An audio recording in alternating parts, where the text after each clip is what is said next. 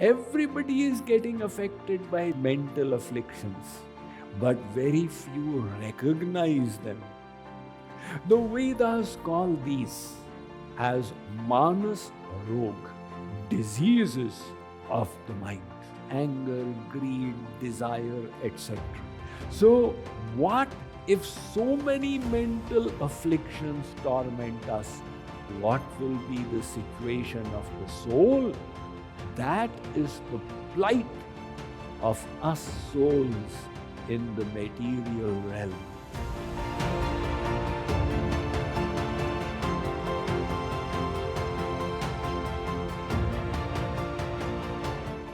We are going to discuss the functioning of the mind which results in the development of anger, greed, desire, etc. The Vedas call these as manas rog, diseases of the mind. Like there are physical diseases, hepatitis, jaundice, typhoid, etc. We all know about them. So there are also mental diseases, anger, greed, desire, etc. We have never seen them as diseases. We know that we experience anger, but we don't know it's a mental affliction. The Ramayana says, Manas rog kachuk mein gaye, hahi sabke lakhi biralan hi paye. Everybody is getting affected by these mental afflictions, but very few recognize them. And when they don't recognize, where is the question of treating them? But their consequences are disastrous. Ek vyadhi vash nar marhi, ye asadhya bahu vyadhi, pīdahi santat jeeva kahu, so kimilahi samadhi. Tulsidas Ji Maharaj says, if you get one physical ailment, it cripples you for a whole day. Swamiji, I could not come yesterday, my tooth was aching. One toothache is causing such problems. So, what if so many mental afflictions torment us? What will be the situation of the soul? That is the plight of us souls in the material realm. And hence, this subject behooves a deeper study. There is the subject of psychoanalysis, and there have been many psychologists who have studied this human psyche and presented their theories. It started with Sigmund Freud, and then Carl Jung, and then Adler and Maslow and McClelland, etc., etc. But you take the whole of Western psychology and then compare it with the Vedic psychology. The Vedas have separated each strand and given such a perfect analysis that leaves no scope for guesswork or doubt. They start very simply. The two first afflictions, one is anger and the other is greed. Take a look at anger. It is such an awful thing. People who are affected by rage and fury, they lose their intellect. They destroy property, they hurt, injure, and even kill people. A case happened in Uttar Pradesh in India. Two brothers were having a legal battle over their father's property. The mother used to stay with the elder brother. The two of them were Thakurs. You know, the landowners there are called Thakurs. And they love to have big mustaches which they twirl around in a circle, if you see the Thakurs of Uttar Pradesh. Now, the case came up in the court, and the judgment went in favor of the younger brother.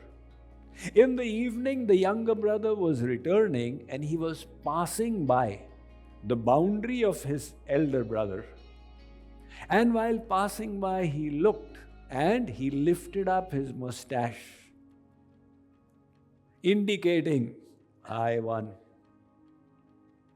The mother said to the elder one, if you have drunk my milk, teach him a lesson.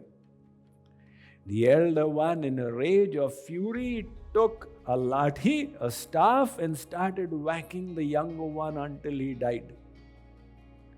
Now, when an inquiry was done, what was the cause of this murder? It came to light that the only problem was that he had lifted his mustache. But the anger that resulted from it was so decimating. Once a father became subject to it, he was changing the wheel of his car while his son was on the other side, and unknown to the father, the son took a piece of stone and was scratching something on his BMW.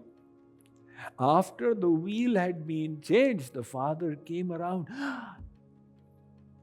You have spoilt my car. He took the spanner and started hitting his son on his hand so hard that he made mincemeat of the knuckles, and the son had to be taken to the hospital, where the doctor said that these are unusable now. 3 fingers have to be removed. The father was crestfallen. Later on, when the son came to consciousness and saw 3 fingers missing, he said, Dad, when will these fingers grow back? The father felt greater regret. Totally shattered, he walked back and took a look what his son had scratched on his BMW. The son, in his innocence, had written, Dad, I love you. Now the father caught his head. What did I do? This is the anger which destroyed the intellect, the first mental affliction. The second one is greed. Greed is such a thing. Anger rises and subsides, but greed never subsides. It just goes on and on and on. One sadhu, he went to a king's court, and the king said, What do you want? Ask and I shall give you. The sadhu said, Maharaj, I have got my mendicant's bowl. Just fill this up with jewels. The king said, That's all. You have come to the king of this country and you are asking for one bowl of jewels. Ask. The sadhu said, Maharaj, greed is not good. Just fill this one up. The king asked his servants to bring. They kept on pouring jewels in bowl.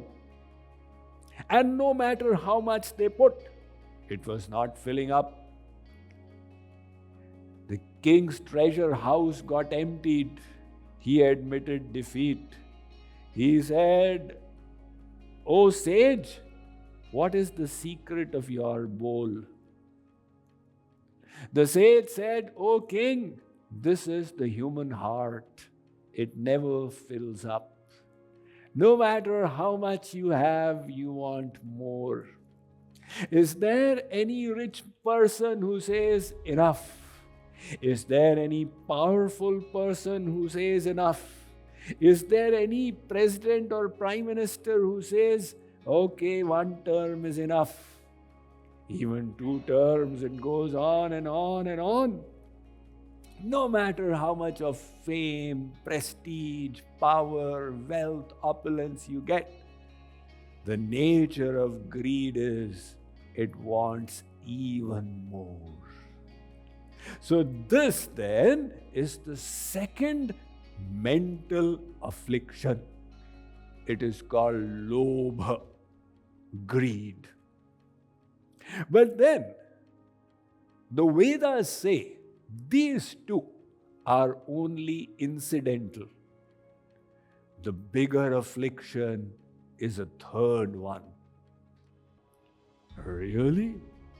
What is this third affliction? It is desire. Desire? Yes. What desire? Desire to see, taste, touch, smell, hear. Desire for becoming rich and famous, etc. These desires, the Vedas say, are the biggest affliction of our inner world.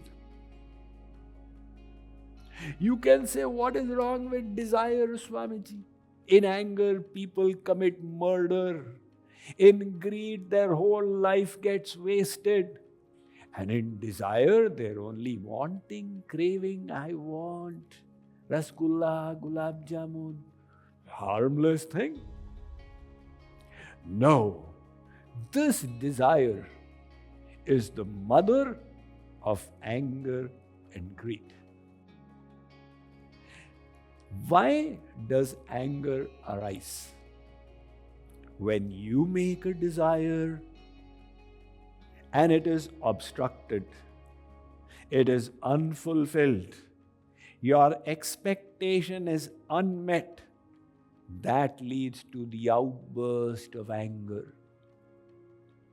You desired that your child should be obedient and disciplined, and the child did not conform to your desires. It made you angry.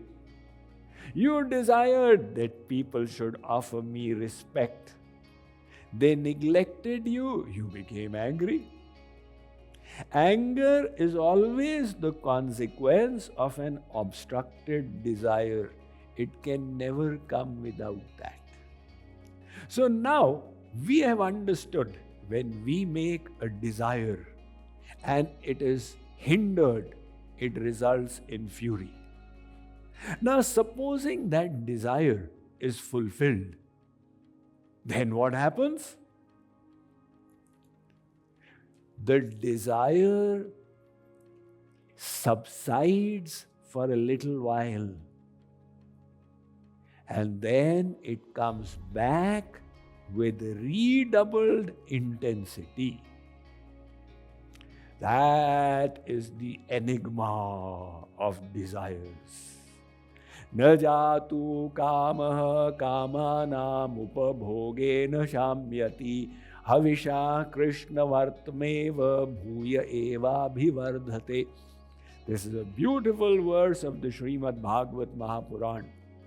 Ved Vyas has written, Na jatu kamaha kamana. Kamana or desire is such.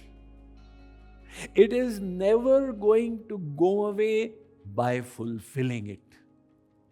If you say, Swamiji, everything is all right, but that one desire I have, if that desire gets fulfilled, then I'll have no further desires. You are a simpleton. Because the moment it is fulfilled, it is going to become double. Just like if you have an itch. Now you say, I have got one little itch out here. Let me scratch it. Now I don't have any itch anywhere. But does it solve the problem? After a little while it comes back, and then after a little while it comes back. So also are all kinds of desires. Ja prati labha lobha adhikai. Slowly, as you keep fulfilling the desires, it results in greed. So what is greed? Greed is an intense desire.